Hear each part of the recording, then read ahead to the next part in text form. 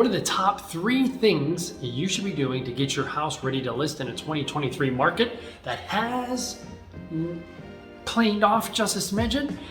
I'm gonna tell you right now, this is Road to Closed Quick Hacks. I am Brian Teyssier, and I'm gonna give you my top 3 things. So the first thing you wanna do in this market that has definitely gotten tighter is you're gonna wanna call me first. If you're in the Pittsburgh or South Florida area, call me first. I could break this down a little bit further, and maybe I will, but you wanna call me first. Don't put it on the market with another agent, fail, and then call me, because the number you're gonna get is gonna be lower, because that really taints your property if you don't pick the right agent first. I have other videos, either ahead of this one or behind this one, that I talk about picking the right agent. So call me first. Now, the second thing you should do is execute everything I say, every instruction I give. And this is where I'm gonna go a little bit deeper on the top 3 things, so you may even get some bonus things out there. So when I come out to your house to look at it, I come out as a buyer, right? A buyer in a tough market is gonna tear the house apart.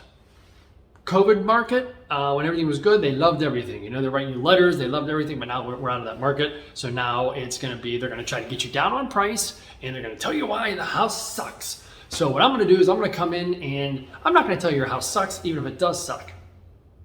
Maybe I will. Maybe I'll call my parents when I get home and tell them your house sucked. But either way, what we're gonna do is we're gonna walk through the house, you and I, right? And we're gonna come up, we're a team, we're gonna come up with a plan.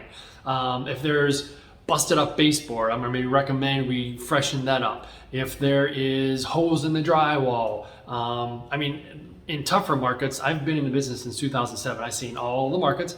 In tough markets, I've even had some sellers replace the roof because the roof is at the end of its life, and we just felt that the money they put in to get a new roof would be able to recoup that money and make our listing more attractive over the other listings.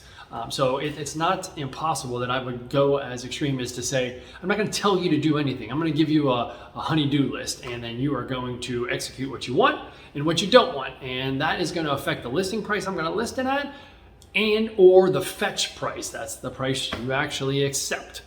So that's the second thing. And the third thing is execute the honeydew list I give you. It's called a honeydew list. So again, I'm typically not going to have you tear down a pool that's old and cover up the grass and plant grass and all that. It's usually small things like I'd already mentioned. So drywall, paint, an interior door that, you're squeezing your kid's zip when he was younger and he put a hole through the door because it hurt so bad and he was PO'd, or he didn't get picked a prom king or whatever. Going off on a tangent, but you kind of see what I'm saying. So if you lived in your house 30 years, 20 years, 15 years, and you're empty nester and you have all those child disasters, I'll probably come through and ask you to repair that. So I always tell my sellers, if you've ever looked at a model house, let's just say like in the greater Pittsburgh area, we have Heartland Homes, Infinity Homes, all different, Miranda, all these different ranges. If you've ever gone through their model, that's what I'm trying to get your house to look like. So whatever the in paint colors are, we're kind of getting back to a white paint color. So if you are of the earth tone, like a beige from maybe 10 years ago, I'll probably ask you to recommend, hey, Mr. Seller, Mr. Seller, Mrs. Seller, Mrs. Seller, this is probably the cheapest, the easiest upgrade you can do, and that's paint.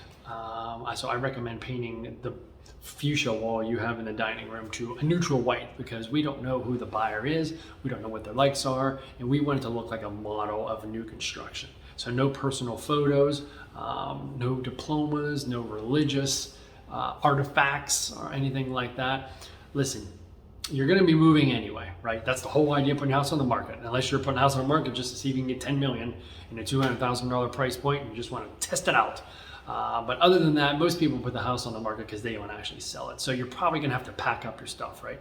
Your clothes, your furniture, whatever. I always say, let's just start with that cluttering, with cluttered stuff. Let's declutter personal items, bachelor's degrees hanging on the walls, your Playboy centerfold that you were back in 1990. You want to package that up and put it away first. And that way it makes it look nice and clean, a neutral palette for the new buyers. And we're getting back before pre-pandemic. What I was having great success with was I was having my sellers call a home inspector, call my home inspector, Tim Quinn, Pillar to Post, national, maybe even international company, uniforms, professional reports. I have my sellers call these inspectors, come out and just do a home inspection. Not a pest, not a radon, not a well, not a septic, just a home inspection, right?